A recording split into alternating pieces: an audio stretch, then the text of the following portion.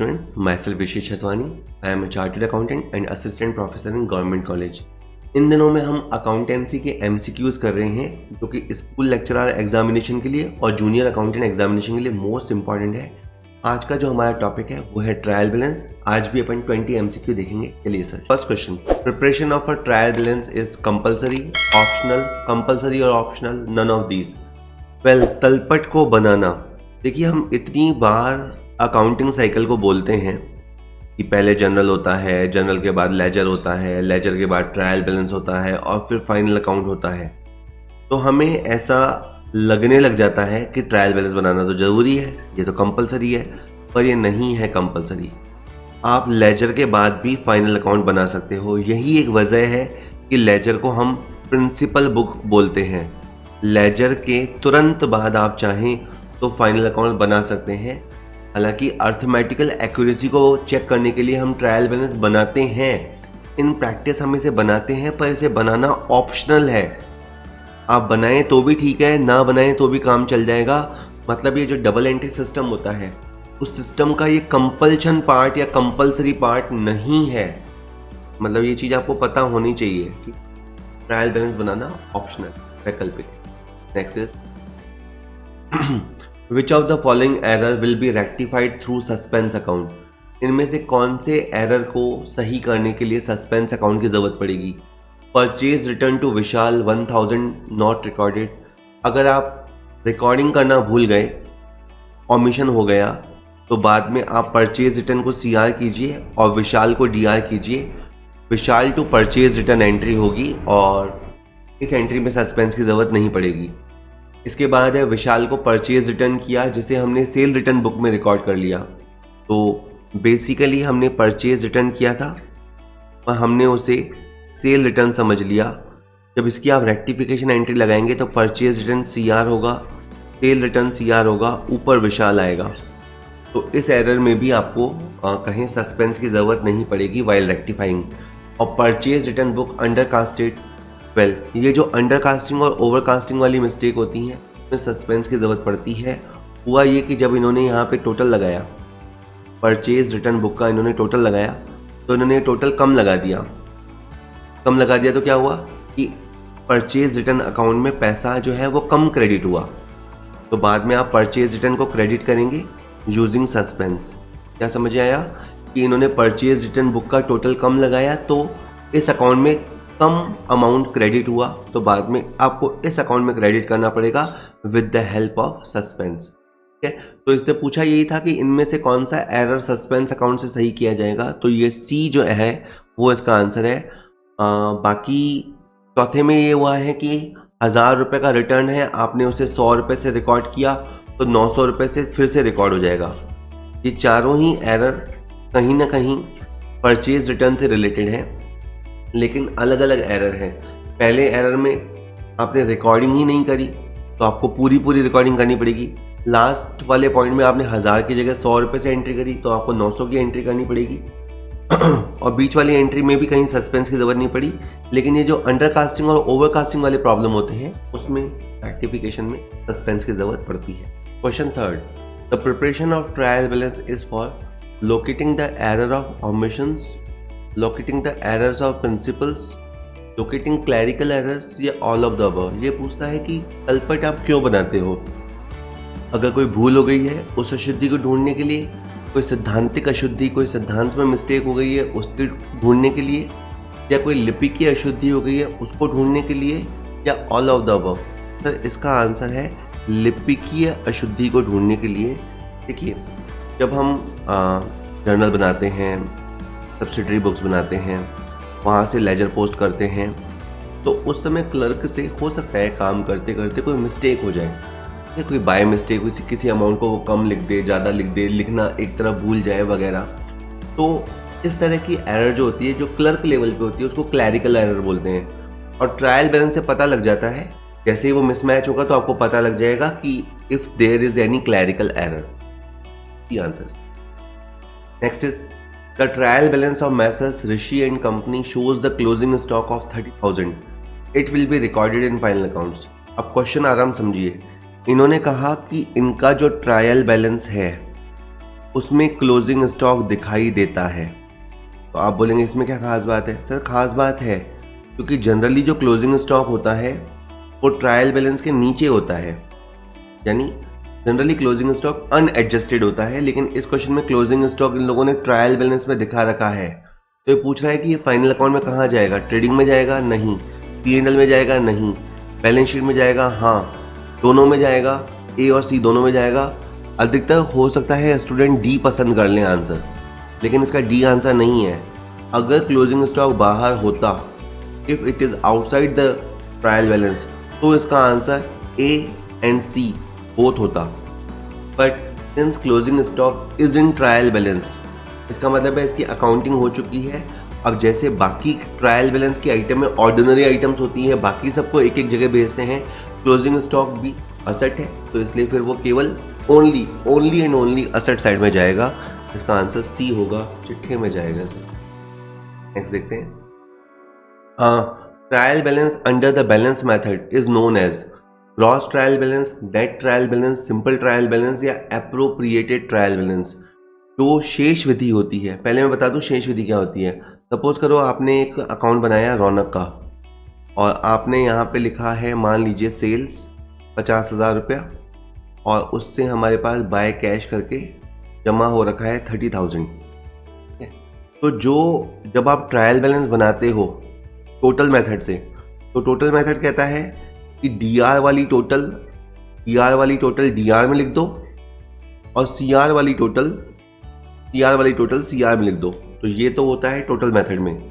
और जो balance method होता है उसमें हम 50 और 30 का जो बैलेंस होता है, केवल वो बैलेंस रिकॉर्ड करते हैं।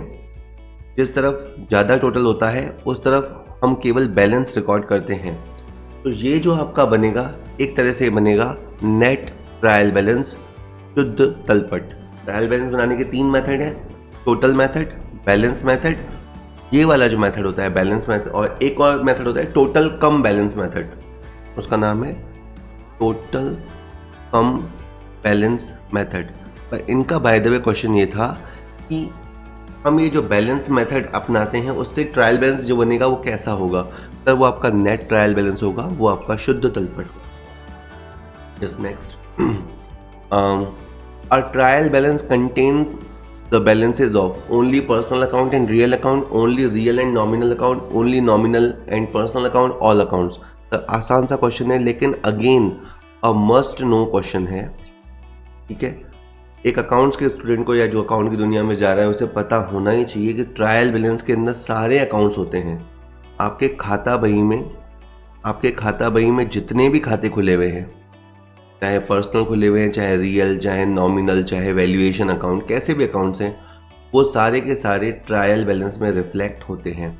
अगर बैलेंस शीट के पॉइंट ऑफ व्यू से पूछता तो बैलेंस शीट में केवल पर्सनल और रियल अकाउंट होते हैं, लेकिन ट्रायल बैलेंस में सारे अकाउंट्स होते हैं, तभी खाते इसका आंसर होगा। के बाद देखें, a list which contains balances of accounts to know whether the total of debit and credit balance are matched. कहता है एक ऐसी सूची जिसमें अपन खातों के शेष दिखाते हैं, यह जानने के लिए दिखाते हैं कि डेबिट के शेषों का योग क्रेडिट के शेषों के योग के बराबर है, तो इसे कहते हैं सर तलपट। अभी तो देखिए आप ये ट्रायल बैलेंस का ही MCQ क्वेश्चन सॉल्व कर रहे हैं, तो आपको ये क्वेश्चन इतना इंपॉर्टेंट नहीं लगेगा, लेकिन अदरवाइज अगर आप एक मिक्स काइंड ऑफ क्वेश्चन कर रहे होते और एकदम से क्वेश्चन आता तो आपको पता होना चाहिए चिट्ठा बताता है आपकी फाइनेंशियली पोजीशन को। बैलेंस शीट आपकी फाइनेंशियल पोजीशन, आर्थिक स्थिति को बताती है। लेजर जो होती है, लेजर सारे खातों को बताती है। जनरल से जितने भी खाते प्रोड्यूस हुए लेजर में, वो सारे खाते सिस्टमैटिक तरीके से बने हुए होते हैं। और जो जनरल है वो तो आपकी प्राइमरी बुक है जिसमें सारे ट्रांजेक्शन रिकॉर्ड होते हैं। तो फिर ट्रायल बैलेंस क्या है? ट्रायल बैलेंस में हम ये चेक करते हैं कि जितने भी हमारे डेबिट बैलेंसेज हैं उनकी जो टोटल है, और जितने भी हमारे क्रेडिट बैलेंसेज हैं उनकी जो टोटल है वो इक्वल है या नहीं है। इसको जानने के लिए हम बना 8th question, which of the following is not a process in the preparation of a trial balance? Recording, summarising, classifying, interpretation. देखिए, जब आप ट्रायल बैलेंस बनाना चाहते हैं तो उस प्रोसेस में आपको जनरल भी चाहिए या सब्सिडियरी बुक्स चाहिए, उसके बाद लेजर भी चाहिए, तब जाके आप ट्रायल बैलेंस पे जा पाते हैं। इन अदर वर्ड्स, आपको रिकॉर्डिंग करने के लिए बुक चाहिए, आपको अकाउंट्स को क्लासीफाई करने के लिए लेजर चाहिए, और आपको उन लेजर के समरी बैलेंसेस निकालने पड़ेंगे। Only then you will be able to make a trial balance, तभी आप एक तलपट बना पाएंगे। यानी ट्रायल बैलेंस के प्रोसेस में रिकॉर्डिंग, समराइजिंग, क्लासीफाइंग, पहले रिकॉर्डिंग आता है, फिर क्लासीफाइंग आता है, फिर समराइजिंग आता है, लेकिन इंटरप्रिटेशन इसमें नहीं आता। इंटरप्रिटेशन बाद का काम है, वो फाइनल अकाउंट्स बन जाते हैं, एनालिसिस वगैरह हो जाता है, उसके बाद का स्टेप है। ट्रायल बैलेंस बनाने तक के प्रोसेस में इंटरप्रिटेशन की कहीं आवश्यकता नहीं है। यहाँ तक का काम मशीनी प्रोसेस होता है, बहुत ही मैकेनिकल सा या कहीं बहुत ही बोरिंग सा प्रोसेस होता है, जिसके निश्चित नियम कायदे होते हैं। चलिए नेक्स्ट इज कहता है which of the following in trial balance is contradictory to each other, इनमें से क्या विरोधाभासी है। क्वेश्चन है ट्रायल बैलेंस के रिगार्डिंग, और इन जोड़ों में से कौन सा जोड़ा कॉन्ट्राडिक्टरी है। ओपनिंग इन्वेंट्री और ड्राइंग। तो देखिए सर, ओपनिंग इन्वेंट्री डीआर होता है और जो ड्राइंग होता है वो भी डीआर होता है, तो ये ओके वाला जोड़ा है। Tell and purchase return, tell CR होता है और परचेज रिटर्न भी सीआर होता है, तो ये भी ओके वाला जोड़ा है। कैरेज इनवर्ट, कैरेज आउटवर्ड, हो सकता है आप ये आंसर सोच रहे हो, कैरेज इनवर्ट, कैरेज आउटवर्ड, कि ये आपस में उल्टे हैं। देखिए ट्रायल बैलेंस के पॉइंट ऑफ व्यू से ये दोनों ही डेबिट होते हैं। कैरेज इनवर्ड भी डेबिट होता है और कैरेज आउटवर्ड भी डेबिट होता है, तो ये भी जोड़ा मैच होता है। वैसे ये विरोधाभासी हैं, और ट्रायल बैलेंस के पॉइंट ऑफ व्यू से दोनों डीआर होते हैं। लास्ट आइटम है ट्रेड रिसीवेबल। ट्रेड रिसीवेबल का डीआर नेचर होता है और जो लाइबिलिटीज होता है उसका सीआर नेचर होता है, तो ये जो जोड़ा है वो कॉन्ट्राडिक्टरी है, इसलिए इसका आंसर डी आएगा। तो एग्जाम में देखना ये रहता है कि आपसे किस पॉइंट ऑफ व्यू से पूछा गया है, इसलिए क्वेश्चन जब इतना दिखता है वो इतना आसान नहीं होता। जिसमें क्रिकेट में गुगली बॉल होता है, जब ऑफ स्पिनर लेग स्पिन फेंकने लग जाता है, या लेग स्पिन का बॉल, स्पिनर का बॉल ऑफ स्पिन हो जाता है, तो वो गुगली बॉल है ये।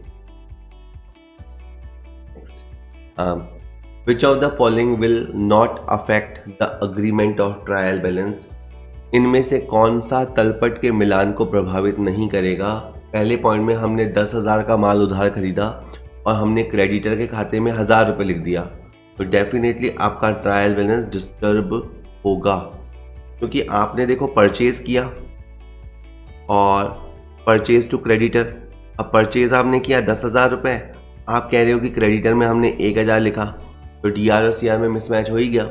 सेकंड है जिस ग्राहक से रुपए मिले उस ग्राहक के खाते को डीआर कर दिया, ये भी आपने कमाल कर दिया, क्योंकि आपको पैसे मिले तो आपको कैश को डीआर करना चाहिए था और उस डेटर को सीआर करना चाहिए था, लेकिन आप कह रहे हो कि सीआर की जगह हमने तो डीआर कर दिया, तो डेफिनेटली ये भी आपकी चीज आपके ट्रायल बैलेंस के मैच होने को डिस्टर्ब करेगा, क्योंकि पैसे हमें मिले थे तो हमें पर्सन को क्रेडिट करना चाहिए था, क्रेडिट की बजाय हमने डेबिट कर दिया, तो डेबिट साइड बढ़ जाएगा, तो डिस्टर्ब हो गई चीज़ें। थर्ड है सेल बुक ओवरकास्टेड। अगर आप जो सेल बुक बनाते हो तो सेल बुक का टोटल ज़्यादा लगा दोगे, तो डेफिनेटली आपका जो सेल अकाउंट होता है उस सेल अकाउंट में ज़्यादा पैसा चला जाएगा। अगर आप सेल बुक की ज़्यादा टोटल लगाओगे तो सेल खाते में ज़्यादा पैसा चला जाएगा, ये ही आपको डिस्टर्ब करेगा। तो लगातार तीनों चीज़ों ने हमें डिस्टर्ब किया है।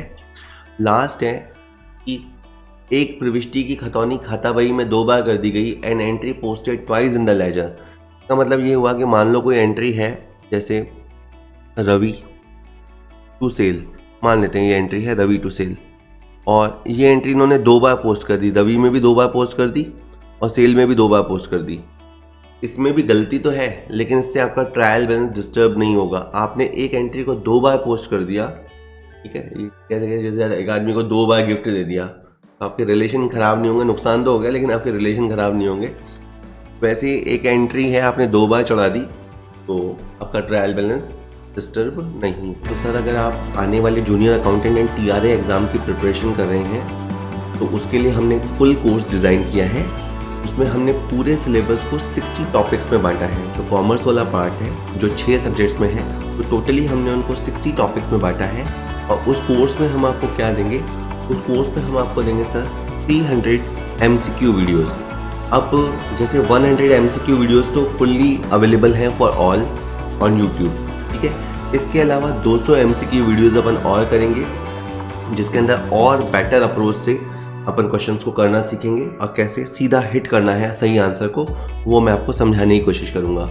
इसके अलावा देखिए सर, अगर एक टॉपिक है तो इस टॉपिक को समझने के लिए 4-5 क्लासेस तो बनती है। उस चैप्टर का थीम समझने के लिए आपको 4-5 लेक्चर तो लेने ही पड़ेंगे। तो करीबन हमने 300 उसके थ्योरी वीडियोस शूट किए हैं, वो भी आपको मिलेंगे। इसके अलावा प्रैक्टिकली क्वेश्चन को कैसे किया जाता है ताकि आपकी एक प्रैक्टिकल अंडरस्टैंडिंग हो, ठीक है। मोस्टली हो सकता है थ्योरी क्वेश्चन आए, लेकिन जो डोंट नो कि थ्योरी क्वेश्चन ही आएंगे, हो सकता है प्रैक्टिकल कैलकुलेशन वाले क्वेश्चन आ जाएं, तो उसके भी हमने 200 वीडियो शूट किए हैं, ठीक है सर। इसके अलावा मेन फीचर जो है हमारे कोर्स का, उसमें डेली लाइव क्लासेस होंगी। डेली हम सर जूम पे लाइव क्लासेस लेंगे और ये क्लासेस ऑलमोस्ट 40 मिनट लेंथ की होंगी और ये एग्ज़ाम तक चलेंगी। जब तक आपका एग्ज़ाम होता है तब तक अपन डेली पढ़ाई करेंगे, तो आप एक टच में बने रहेंगे और आपको डाउट्स वगैरह आराम से पूछ पाएंगे। इसके बाद मैं अगर आपको कहूँ कि इसके अलावा कह सकते हैं कि आप 1 महीने तक के फ्री ट्रायल क्लासेस ले सकते हैं, ठीक है। क्योंकि देखिए, आप शायद मुझे पहली बार सुन रहे होंगे तो आपको लगेगा कि पता नहीं इतना सब डिलीवर करेंगे या नहीं करेंगे, या इतनी डेली क्लासेस होगी या नहीं। तो आप 1 महीने तक फ्री ट्रायल क्लासेस ले सकते हैं ताकि आपको टीचिंग स्टाइल से आप अवेयर हो जाएं कि किस तरह से यहाँ पढ़ाया जाता है, ठीक है। डुअल लैंग्वेज में यूज़ करूँगा, ठीक है सर। डुअल लैंग्वेज में यानी समझे, जैसे मैं भी आपसे हिंदी और इंग्लिश में बात कर रहा हूँ, ताकि अगर आप हिंदी के हैं, इंग्लिश के हैं, इवन आप कॉमर्स बैकग्राउंड के हैं चाहे नॉन कॉमर्स बैकग्राउंड के हैं, क्योंकि लास्ट टाइम जूनियर अकाउंटेंट में सारी स्ट्रीम्स को अलाउ किया था, तो अगर आप नॉन कॉमर्स बैकग्राउंड के भी हैं तो शायद मोस्ट सूटेबल रहूँगा मैं आपके लिए, क्योंकि मुझे बहुत ज़ीरो से पढ़ाने की आदत है। तो स्क्रैच से ही पढ़ाई करेंगे अपन। डेली लाइव क्लासेस होंगी, और एक अगर आप इन केस क्लास मिस कर देते हैं किसी दिन, कोई ऐसा इशू नहीं है, वो रिकॉर्ड हो जाएगी और सारी रिकॉर्डेड क्लासेस आपको मिलेंगी। 15 फरवरी से हम अपना डेली बैच स्टार्ट कर रहे हैं, और अगर आप लेट भी ज्वाइन करते हैं तो कोई ऐसा इशू नहीं है, क्योंकि आपको उन क्लासेस की रिकॉर्डिंग मिल जाएंगी। और एक और फीचर है सर, वैसे तो फीस बहुत ही कम है, ठीक है, जस्ट 2499 है, ठीक है ना, इतनी ही फीस है। फिर भी अगर आप चाहें तो ये फीस भी आप 6 इंस्टॉलमेंट में दे सकते हैं सर, ठीक है, नो इशू। क्योंकि क्या होता है कि कई बार हम देखते हैं कि नहीं, हमने पैसे दे दिए, फिर पता नहीं इतना सब हमें मिलेगा या नहीं मिलेगा, या आप अच्छा आगे जाके पढ़ाओगे या नहीं पढ़ाओगे, तो आप सिंपली 1 महीने का इंस्टॉलमेंट दे दो। उसके बाद अगर आपको अच्छे लगे, वो भी ट्रायल क्लासेस के बाद, फिर आपको अच्छा लगे तो आप आगे देते रहना, और अगर नहीं अच्छा लगे तो छोड़ देना, ठीक है। और एक लास्ट जो हमारा रहेगा वो रहेगा डाउट क्लियरेंस। हम एक डेडिकेटेड टेलीग्राम चैनल बना लेंगे, ठीक है। उसमें आप लोगों के जो भी डाउट्स आएंगे, क्वेरीज आएंगे, उनको मैं और आपके साथ ही आंसर करेंगे, तो अपना रेगुलर चीज़ें टच में रहेंगी, ठीक है सर। चलिए, और इसके अलावा आपको एक क्वेश्चन बैंक प्रोवाइड हम कराएंगे, जिसमें करीबन 10,000 MCQs होंगे, क्योंकि जितनी आप ज़्यादा प्रैक्टिस करेंगे उतना ही ज़्यादा बढ़िया आप एग्ज़ाम देंगे, दैट इज़ वेरी श्योर। और इसके अलावा एग्ज़ाम जैसे ही लगभग अनाउंस हो जाएंगे, तो उससे पहले एक फाइनल प्रैक्टिस के लिए हम आपको 50 सैम्पल पेपर्स भी ऑनलाइन प्रोवाइड कराएंगे। तो ये सब आपको मिलेगा। कहाँ मिलेगा सर? इसके लिए आपको कॉमर्स पॉइंट ऐप डाउनलोड करना पड़ेगा, उसके हमने कोर्स बना रखा है, आप उसको चाहिए जाके देखिए। और अपनी डेली क्लासेस को लेने के लिए और ट्रायल क्लासेस को लेने के लिए आपके नंबर जो आ रहा है स्क्रीन पे, उस नंबर पे आप व्हाट्सएप कर सकते हैं। चलिए सर, अभी क्वेश्चन बचे हैं, उनको करेंगे। 11वां question, Bansali's trial balance was showing difference of 5,000 debit side exceed. While checking of total sale register, he found that the sale is overcast by 2,000. After correction in sale register, what would be the difference in his trial balance? Well, एक आदमी है, उसका DR side ज़्यादा है। अपन मान लेते हैं कि इसकी जो CR साइड की टोटल है वो तो है 75,000 और इसकी DR साइड की टोटल है 80,000। ये 5,000 ज़्यादा है, तो आप कोई से भी फिगर रख सकते हो। इमेजिनरी ये सिचुएशन है। फिर ये बंदे ने अपने सेल रजिस्टर को चेक किया, वहाँ ये कहता है कि जब उसने सेल बुक को जांचा तो पाया कि वहाँ का टोटल 2,000 ज़्यादा है। तो यहाँ इसने पाया कि सेल बुक का टोटल 2,000 ज़्यादा लगा हुआ है। जब आप इसे कम करेंगे, ठीक है, आप इसे कम करेंगे तो आपकी क्रेडिट साइड और कम हो जाएगी। ये मैं आपको सिंपल तरीके से बता रहा हूँ। सेल बुक का जो टोटल होता है वो सेल अकाउंट में जाता है, और अब जब आप इसे सही करोगे तो 2,000 रुपये क्रेडिट कम हो जाएगा, तो ये 75 नहीं रहेगा, ये फिर 73 हो जाएगा, तो डिफरेंस और बढ़ गया। आप कहेंगे सर रेक्टिफिकेशन के बाद तो डिफरेंस ओके हो जाना चाहिए। ओके हो जाना चाहिए, लेकिन ज़रूरी थोड़ा ना कि ये अकेला प्रॉब्लम हो, और भी तो इसके अंदर पॉइंट ऑफ डिफरेंसेस हो सकते हैं। लेकिन जिस पर्टिकुलर पॉइंट की ये बात कर रहे हैं, जैसे ही मैं सेल बुक का सही टोटल लगाऊंगा, सेल अकाउंट में कम पैसा क्रेडिट होगा, तो जो आपका डिफरेंस है वो 7,000 हो जाएगा। और इसने बोला कि जैसे ही अशुद्धि सुधार होगा तो अब क्या होगा, अब तलपट में डेबिट पक्ष 7,000 से अधिक होगा। ए ऑप्शन बिल्कुल सही है, बाकी ऑप्शन भले आप देख लीजिए, पर वो ऑप्शन सही नहीं है। ए ऑप्शन सही है कि debit side exceeds by 7,000 after this correction. 12th question, salaries paid ₹4,500 is shown in credit side of trial balance. अच्छा, इन्होंने सैलरी चुकाई है और इसे सीआर साइड में दिखाया है। In the total of trial balance the debit side will short by. कहता है कि जब हम इसका टोटल करेंगे इस क्वेश्चन में, तो डीआर साइड कितने रुपए से कम हो जाएगी। अगर आप इसको ऊपर से देखें तो आपको लगेगा कि सैलरी की आइटम थी और उसे डीआर साइड में होना चाहिए था, और चूंकि वो सीआर साइड में चली गई तो दोनों के बीच में 4,500 का डिफरेंस आएगा। मे भी आपको ऐसा लग सकता है। मिस्टेक तो हुई है, वो तो दिख ही रही है, लेकिन अकाउंटेंसी में मिस्टेक इतनी आसानी से नहीं होती हैं। अगर मैं आपको इसको इमेजिनरी फिगर से बताऊं, तो मान लीजिए कि आपका एक पर्टिकुलर पॉइंट ऑफ टाइम पे ईआर टोटल है 80,000, ईआर टोटल है 75,500, और इसके बाद ये सैलरी के आइटम है। ठीक है, सैलरी के आइटम में इसको कहाँ होना चाहिए था, डीआर में होना चाहिए था। जैसे ये डीआर में होता तो आपका ये दोनों टोटल मैच हो जाता। ठीक है, लेकिन बाय मिस्टेक आपने 4,500 को यहाँ नहीं लिखा और 4,500 को आपने यहाँ लिख दिया। अब देखो ब्लेंडर हो गया, यहाँ 4,500 ने लिख के सीआर में लिख दिया, तो आपका सीआर का टोटल 84,500 हो गया और डीआर का टोटल 75,500 रह गया। तो दोनों के अंतर, दोनों का डिफरेंस जो है वो 9,000 रुपये।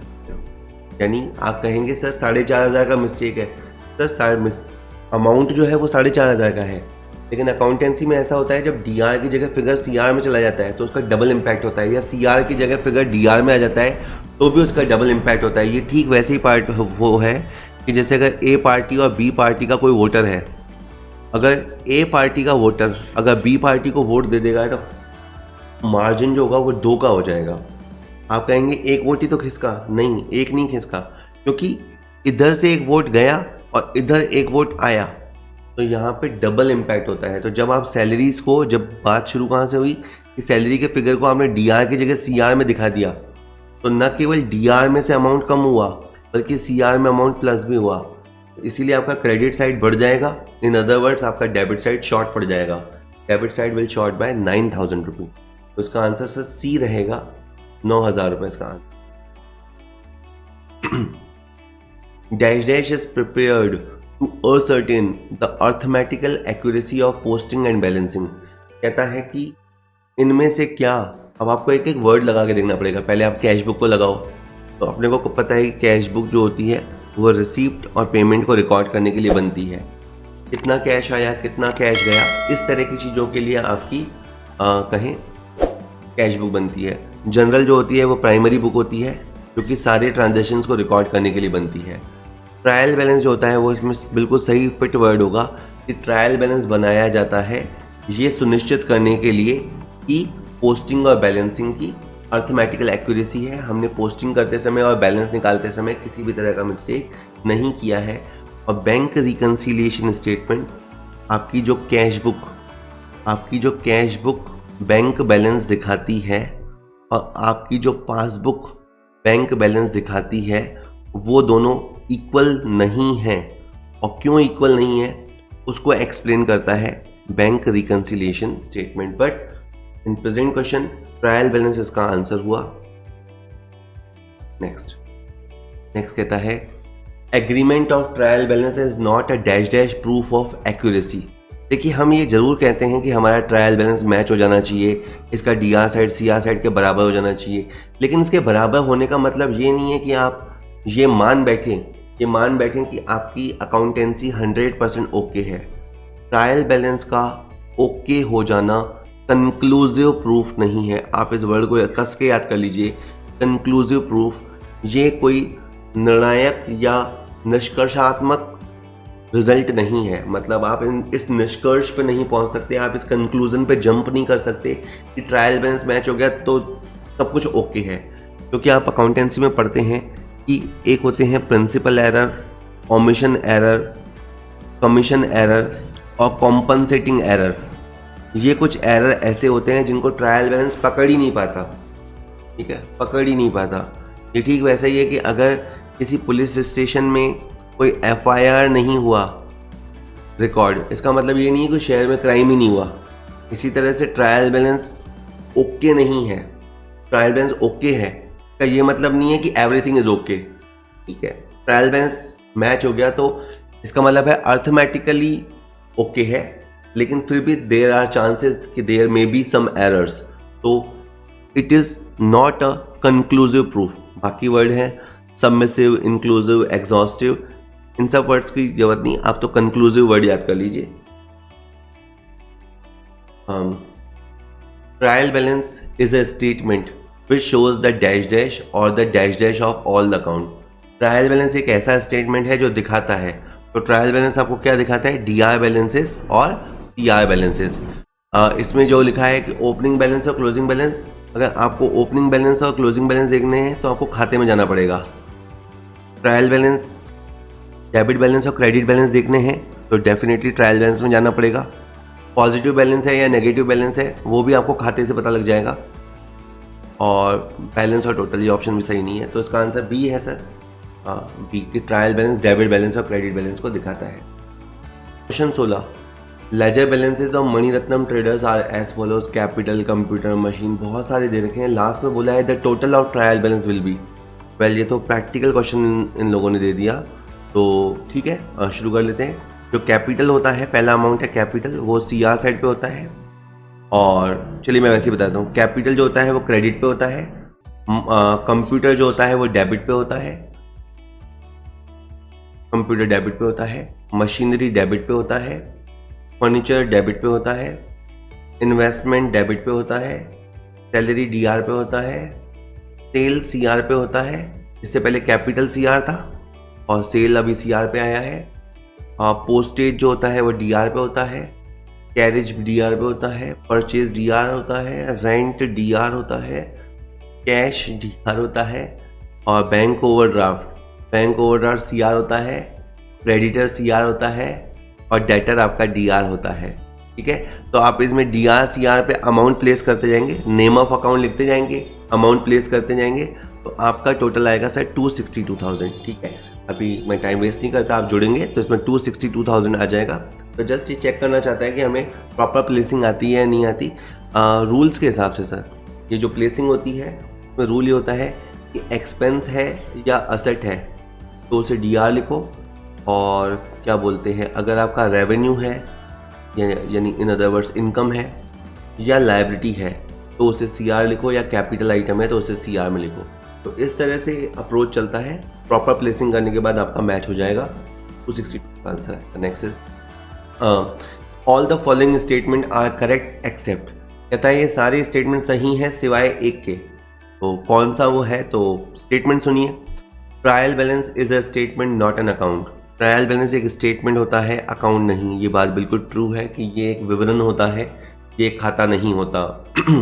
Trial balance is always prepared at the end of the financial year. False. इनका कहना है कि ट्रायल बैलेंस हमेशा वर्ष के अंत में बनता है। नहीं, ट्रायल बैलेंस आप एनी टाइम बना सकते हैं। जब आपको लगे कि ट्रायल बैलेंस बनाना चाहिए, अर्थमेटिकल एक्यूरेसी को चेक करना चाहिए, आप उस डे पे अपना ट्रायल बैलेंस बना सकते हैं।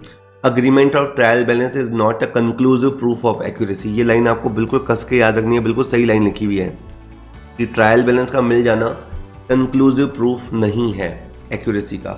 Trial balance will tally even if an entry is posted twice in the ledger. थोड़ी देर पहले क्वेश्चन में आया था जहां मैंने बताया था कि अगर आप एक एंट्री को 2 बार भी पोस्ट कर दोगे तो भी आपका ट्रायल बैलेंस टैली हो जाएगा। ये बात भी ट्रू है। तो बस ये सेकंड वाला फॉल्स है। सेकंड वाले में इसने कह दिया था कि ट्रायल बैलेंस एंड में बनता है, ऐसा कोई ज़रूरी नहीं है। तो सेकंड स्टेटमेंट इज फॉल्स। 18वां क्वेश्चन है, serial number accounts head debit credit. Sale credit हो रखा है, परचेज डीआर हो रखा है, सन्ड्री एक्सपेंस डीआर हो रखा है, सैलरी सीआर हो रखा है, टोटल 12,500 और 17,500 है। कहता है the difference in trial balance is due to, इस तलपट में अंतर की क्या वजह है। तो देखो सेल तो बिल्कुल अपनी सही जगह सही लिखा हुआ है, परचेज अपनी जगह सही है, सन्ड्री एक्सपेंस अपनी जगह सही है, सैलरी गलत जगह लिखा हुआ है, सैलरी को इधर होना चाहिए था। और वापस एक बार देखिए, इन्होंने जो फिगर डीआर में लिखना था उसकी जगह सीआर में लिख दिया। इसकी वजह से जो अंतर है वो 5,000 का है। हालांकि सैलरी खुद आइटम 2,500 का ही है, लेकिन जब वो डेबिट के प्लेस पे क्रेडिट में चला गया तो जो ओवरऑल डिफरेंस जनरेट हुआ वो 5,000 हुआ। खैर इनका क्वेश्चन ये था कि ट्रायल बैलेंस में ये डिफरेंस क्यों है, तो ये है आपका सैलरी खाते की गलत प्लेसिंग की वजह से, wrong placing of the salary account. इसका आंसर बी आएगा। आपने गलत जगह प्लेस किया, दैट्स वाई ये प्रॉब्लम क्रिएट हो रहा है। Question 19, a suspense account facilitates the preparation of dash dash even if dash dash the has been not been tallied. ये कहता है कि सस्पेंस अकाउंट जो आप सुनते हैं वो आपको क्या फैसिलिटी देता है। तो मैं कहूँ कि सस्पेंस अकाउंट आपके फाइनल अकाउंट समय पे बनाने में मदद करता है। अगर आपका ट्रायल बैलेंस मैच नहीं भी हो रहा, मान लीजिए दोनों साइडों में डिफरेंस है, तो हम क्या करते हैं, अगर डिफरेंस है और वो डिफरेंस पकड़ में नहीं आ रहा तो हम सस्पेंस अकाउंट की मदद लेते हैं कि टेम्परेरी उस डिफरेंस को हम सस्पेंस अकाउंट में डाल देते हैं, ठीक है, और ताकि हमारे फाइनल अकाउंट्स में देरी ना हो। तो क्वेश्चन इसी तरह का था कि एक सस्पेंस अकाउंट आपको ये फैसिलिटी देता है कि आप फाइनेंशियल स्टेटमेंट बना सकते हो, भले ही आपका ट्रायल बैलेंस रेडी ना हो, मैच ना हुआ हो, तो भी ये उसको बनाने में आपको मदद देता है। तो एक तलपट आपको वित्तीय विवरण तैयार करने में सुविधा देता है, तब भी जब आपका तलपट का मिलान ना हुआ हो। का डी आंसर रहेगा। और आज का लास्ट क्वेश्चन आ रहा है सर, ओहो, 2000 received by way of commission and entered correctly in the cash book is posted to the debit side of the commission account in the trial balance. Well, आपका हमें cash मिला, cash to commission, basically हमें commission receive हुआ और commission हमें 2,000 रुपये मिला, तो हमें कमीशन खाते को क्रेडिट करना चाहिए था, लेकिन क्रेडिट करने के बजाय इन्होंने इसे डीआर कर दिया। तो आपका जो डीआर साइड है वो 4,000 रुपये से ज़्यादा हो जाएगा। क्वेश्चन 20, 2,000 रुपये received by way of commission and entered correctly in the cash book is posted to the debit side of the commission account in the trial balance. Well, हमें कैश मिला तो हमें कैश को डीआर करना चाहिए, और हमें पैसा कमीशन के लिए मिला तो हमें कमीशन को सीआर करना चाहिए। अब ये लोग खुद मानते हैं कि हमने कैश बुक में तो सही लिखा है, और वो ये भी एडमिट करते हैं कि हमने इसे डीआर साइड में पोस्ट कर दिया, मतलब कमीशन अकाउंट को पोस्ट तो करना चाहिए था सीआर में, लेकिन वो ये मान रहे हैं कि हमने इसे डीआर साइड में पोस्ट कर दिया। तो वापस ये पहले की तरह मिस्टेक है, जहाँ 2,000 का एक अमाउंट क्रेडिट के बजाय डीआर में लिख दिया गया, तो डेफिनेटली आपका डीआर साइड का टोटल बढ़ जाएगा और ये सीआर साइड से ज़्यादा हो जाएगा, और जो डिफरेंस होगा वो 4,000 का होगा। तो दो तरीके से इसे बोला जा सकता है, या तो इसे बोलेंगे डीआर साइड का टोटल सीआर साइड से 4,000 ज़्यादा हो जाएगा, या बोल सकते हैं सीआर साइड का टोटल डीआर साइड से 4,000 से कम हो जाएगा। तो ऑप्शन में 2,000 वाले ऑप्शन तो आप पढ़ो ही मत भले। और ये बी वाला बिल्कुल ठीक है, जहाँ लिखा है the debit total will be more by 4,000 then the credit total, तो बी इसका आंसर रहेगा।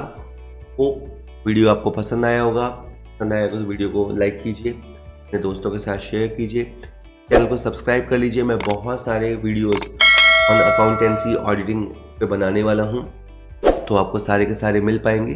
Thank you very much.